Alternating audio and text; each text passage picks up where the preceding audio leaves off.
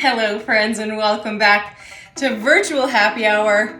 Getaway in a Glass is continuing, as you may have guessed, now that I fully have your attention on this lovely Friday afternoon.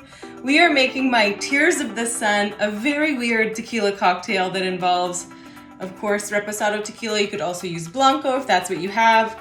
I'm going to be using crème de cacao, which is the bit of the odd man out, and some cassis. I'm using Kinsip's County Cassis, and a bit of hibiscus syrup as well. And then of course, optional, egg white for a little bit of excitement. Lime juice, essential. And then I am using a very bougie dried blood orange wheel for garnish. We're serving this in a rocks glass. We were doing a dry shake and then a wet shake. I'm gonna be doing a hack because I just got this hat and I really don't want the egg white to ruin the hat situation. That's really what I'm worried about. Given that I'm already in my swimsuit, it would be no issue to give the bod an old rinse, but that's just not what I want to happen today.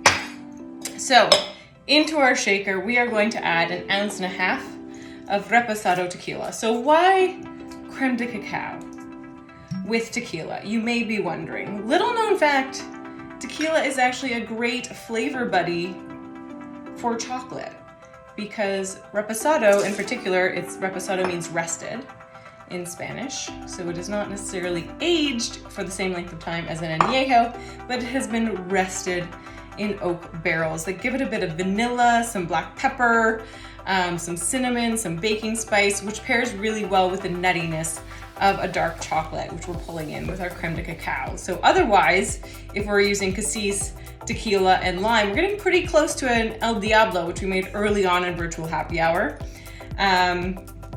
But in this case, we're not using ginger beer. We're making a much shorter cocktail as opposed to an El Diablo, which is a longer cocktail served in a highball. Cassis, currant, black currant liqueur, in case you weren't sure what that was. So of course, currants and chocolate, no surprise there. Great flavor pairing with those two. Now we're gonna do just 1/4 ounce, just a hint of this chocolatey goodness with our crème de cacao. And then just 1/4 ounce of hibiscus syrup. If you don't have hibiscus syrup, no worries. Use what you've got. It's about participation, not perfection. You could use regular simple syrup, honey, or agave nectar would of course be a natural choice to go with our agave spirit. And then 3/4 ounce of freshly squeezed lime juice. I was thinking of a funny story to tell you today on Happy Hour. It got me thinking about one of the things that drives me insane as a food and cocktail blogger. Ugh. I need more lime. I need more limes.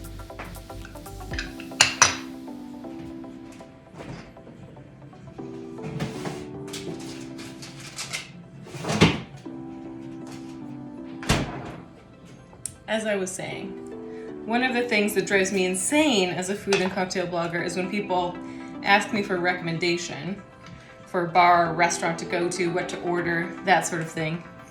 And then they promptly ignore my selection and go somewhere inferior. It just drives me mental. I'm not setting you up for failure. I am setting you up to have an amazing evening, a great meal. Why you're not listening to me is completely mystifying. Egg white.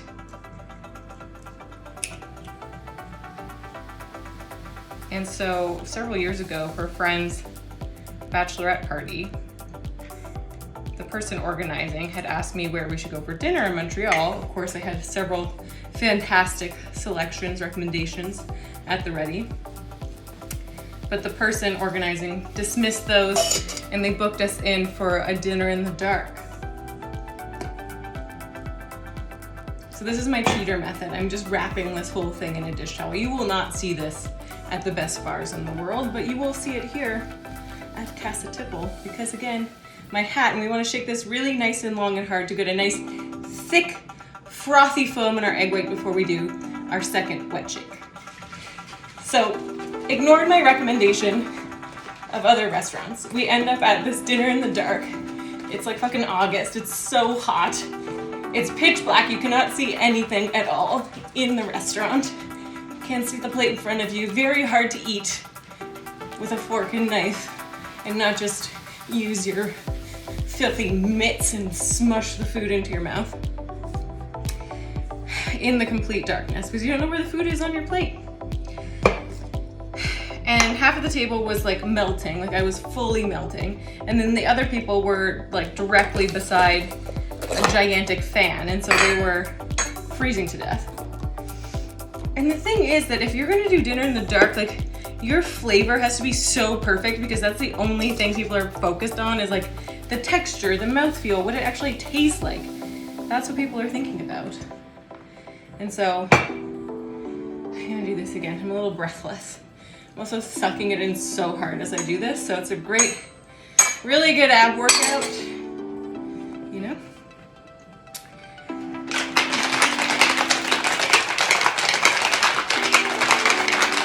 Safety first, people.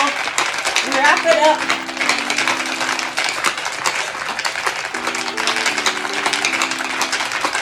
Uh-oh. I'm losing my chastity garment. Okay, we're gonna put one large cube in our rocks glass. Now we will strain. And it's just ends up like tasting like mush. And was like not, by any stretch of the imagination, a memorable dining experience because of the quality of the food or experience. Mainly memorable because of the complete and utter discomfort. Someone else went there and they told me they ordered the steak and they just ended up giving up on their fork and knife and just literally picking it up with their hands and eating their bloody steak from soft. And I can't say that I blame them. So, you know, the nice thing is with mainly eating at home as we've been in the last year for the better part, you can choose to have the lights on or off. In the kitchen, in the bedroom, wherever you're eating. Cheers. Look at the foam is gonna develop nice and thick at the top there. Tears of the sun. I hope you try this very oddball cocktail and let me know how you feel about the combination of tequila and chocolate. Yeah. It's very cool. It's very weird, but it's very cool. Thank you for joining me. We will be continuing with our Getaway in a Glass series on Tuesday. See you then.